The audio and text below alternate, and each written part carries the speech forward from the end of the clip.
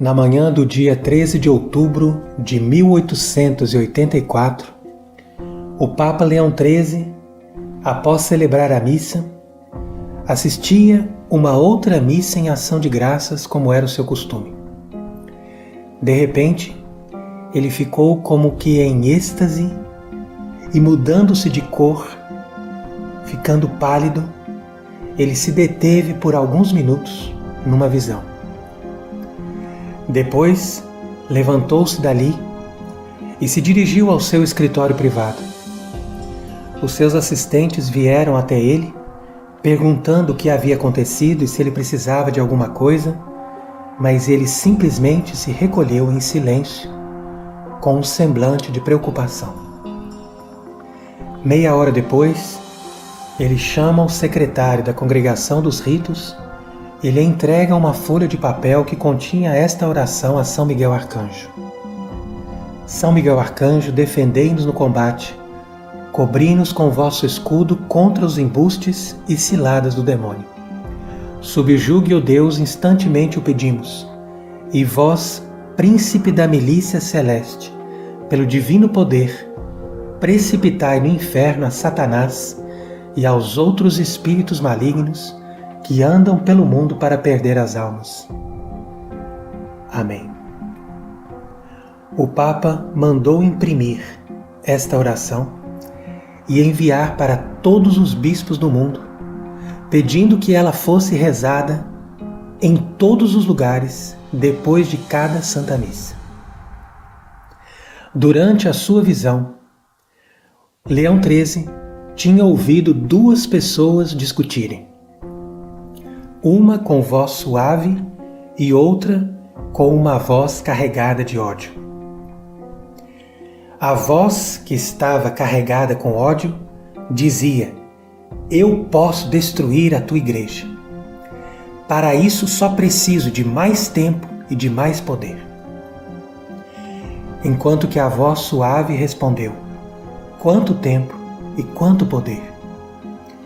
Respondeu a outra voz: preciso de pelo menos 75 a 100 anos e preciso muito mais poder. A outra voz respondeu: tu terás o tempo e o poder. Faz o que queres. Então, o Papa Leão XIII explicava esta visão dizendo: eu tive uma visão terrível do inferno. Uma legião de milhares de demônios que saíam do inferno e atacavam a igreja e ocupavam todo o mundo. Depois de algum tempo, São Miguel interveio e ele veio em socorro da igreja. Foi por isso então que o Papa Leão XIII compôs o exorcismo que nós vamos agora explicar.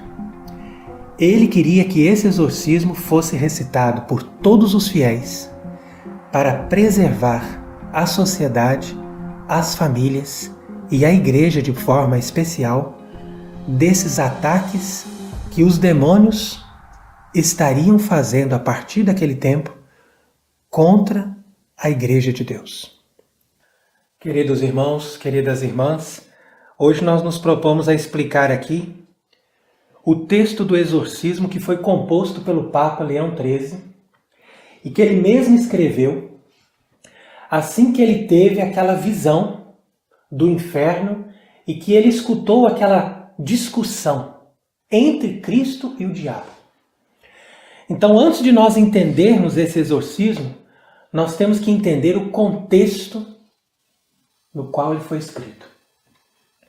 Quer dizer que o Papa estava realmente preocupado e mesmo aterrorizado por aquilo que ele ouviu, uma vez que ele percebeu que Cristo estava dando a permissão para que o demônio avançasse com todas as forças para destruir a igreja.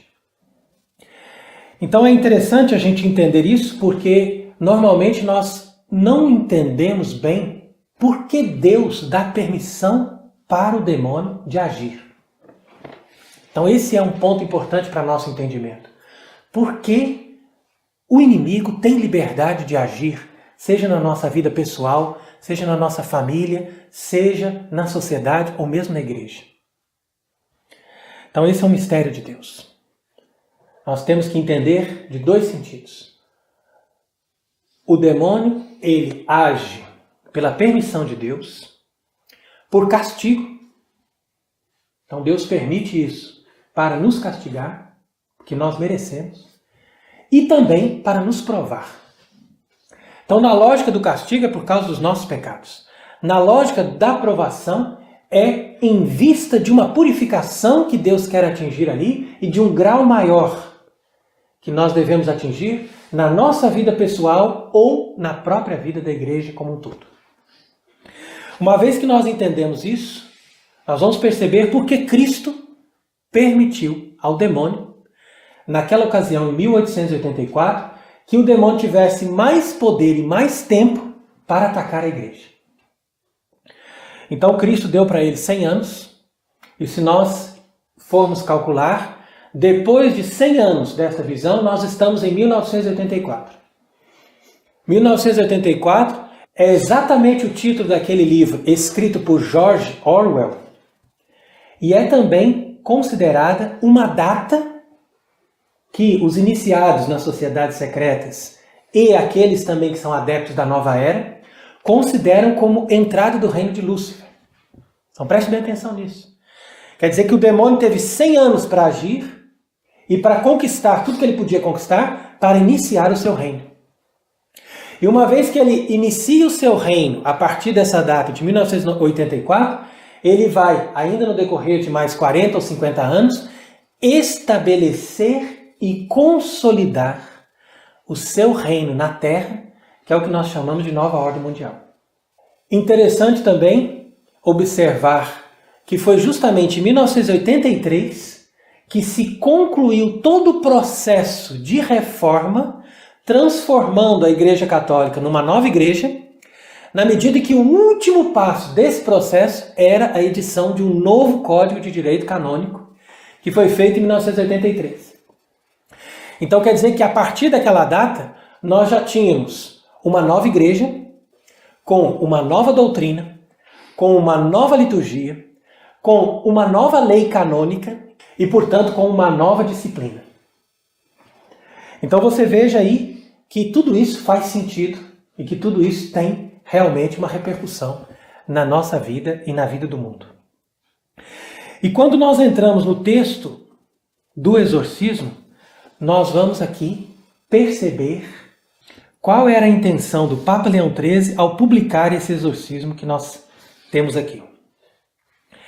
Então, de fato, ao ver que a igreja seria atacada por milhares de demônios que saíam do inferno para ocupar todas as posições, então ele viu que nós precisávamos rezar, não somente os padres, os bispos, mas todos os fiéis leigos, para que a igreja fosse livre desse poder de Satanás. Então a primeira coisa que a pessoa tem que saber para ela rezar esse exorcismo é que esse exorcismo é feito especialmente para libertar a igreja. Não é uma pessoa que está possessa. Quando uma pessoa está possessa, então vem o sacerdote com o ritual de exorcismo e reza o exorcismo sobre a pessoa, ordenando ao demônio que saia daquela pessoa.